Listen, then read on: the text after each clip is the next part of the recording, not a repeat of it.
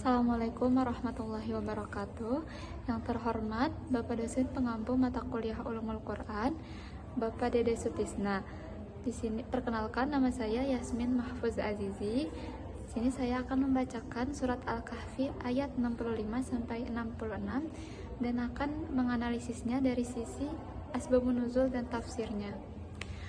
A'udzu billahi minasy syaithanir rajim. Bismillahirrahmanirrahim. Fawajada 'abdan min 'ibadina atainahu rahmatan min 'indina wa 'allamnahu min ladunna 'ilma. Qala lahu Musa hal attabi'uka 'ala an tu'allimani mimma 'ullimta rusyda. Shadaqallahul 'azim. Artinya, lalu mereka berdua bertemu dengan seorang hamba di antara hamba-hamba kami yang telah kami berikan rahmat kepadanya dari sisi-sisi kami, dan yang telah kami ajarkan ilmu kepadanya dari sisi-sisi kami. Musa berkata kepadanya, "Bolehkah aku mengikutimu agar engkau mengajarkan kepadaku ilmu yang benar yang telah diajarkan kepadamu untuk menjadi petunjuk?" Asbabun nuzul dari ayat ini adalah tentang kisah pertemuan antara Nabi Musa dengan Nabi Khidir. Diturunkan sebagai jawaban langsung dari Allah Subhanahu wa taala dan sebagai pembelajaran terhadap salah satu nabinya, yaitu Nabi Musa alaihissalam.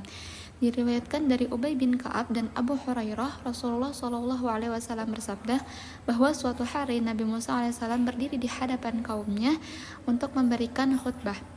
Setelah khutbah, beliau ini ditanya, "Siapakah orang yang paling berilmu di bumi?" Nabi Musa ini menjawab, "Saya." Maka Allah menegur Nabi Musa karena tidak mengembalikan pengetahuan mutlak bahwa ilmu itu hanya milik Allah secara sempurna. Allah kemudian mewahyukan kepada Nabi Musa bahwa ada seorang hambanya di pertemuan dua lautan yang lebih berilmu darinya, yaitu Khidir. Hubungannya dengan ayat 66 ini adalah, di ayat 66 ini di mana Nabi Musa ini berkata, "Hal utabbi'uka 'ala an tu'allimani mimma 'ullimta rusyda?" Bolehkah aku mengikutimu agar engkau mengajarkan kepadaku sebagian dari ilmu yang telah diajarkan kepadamu yang memberi petunjuk. Hal ini adalah sebagai wujud kerendahan hati atau sifat tawadunya beliau setelah mendapat teguran dari Allah Subhanahu wa taala. Ayat ini menegaskan bahwa setiap pencari ilmu, bahkan seorang nabi sekalipun, harus selalu siap merendahkan diri dan belajar dari siapapun yang memiliki keutamaan ilmu dari Allah. Selanjutnya itu adalah tentang tafsir dan takwilnya. Di ayat 65 yaitu "Abdan min ibadina", hamba dari hamba-hamba kami. Tafsir ini adalah menjadi dasar perbedaan pendapat tentang status Khidir. Apakah beliau ini adalah seorang nabi atau seorang wali? Tapi mayoritas ulama cenderung berpendapat bahwa beliau ini adalah seorang nabi karena tindakannya berdasarkan perintah khusus. Selanjutnya di ayat "Atainahu rahmatan min 'indina", kami berikan kepadanya rahmat dari sisi-sisi kami. Tafsirnya adalah rahmat di sini ditafsirkan sebagai kenabian atau taufik dan keimanan yang sangat kuat yang memungkinkannya melaksanakan tugas-tugas ilahi.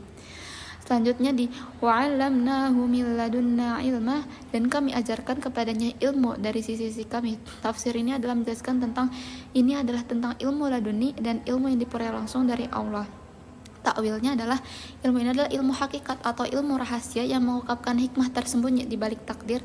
Ayat ini menegaskan bahwa adanya dimensi ilmu yang melampaui ilmu syariat yang dipahami oleh Nabi Musa. Selanjutnya di ayat 66, "Hal utabbi'uka", bolehkah aku mengikutimu? Takwilnya ini adalah penggunaan kata tanya yang sopan, hal menunjukkan adab murid kepada seorang guru, menegaskan bahwa adab harus diutamakan sebelum ilmu. Selanjutnya di ayat "Mimma 'ullimta rusyda", sebagian dari ilmu yang telah diajarkan kepadamu yang memberi petunjuk. Tafsir ini menjelaskan bahwa Nabi Musa meminta mimma itu sebagian kecil, mengakui bahwa ilmu Nabi Khidir itu sangat luas. Takwilnya ini adalah permintaan berfokus kepada rusyda, yaitu petunjuk atau kebenaran. Mengajarkan kita bahwa tujuan akhir dari mempelajari Ulumul Quran adalah ilmu untuk mencapai petunjuk ilahi, bukan sekadar akumulasi pengetahuan.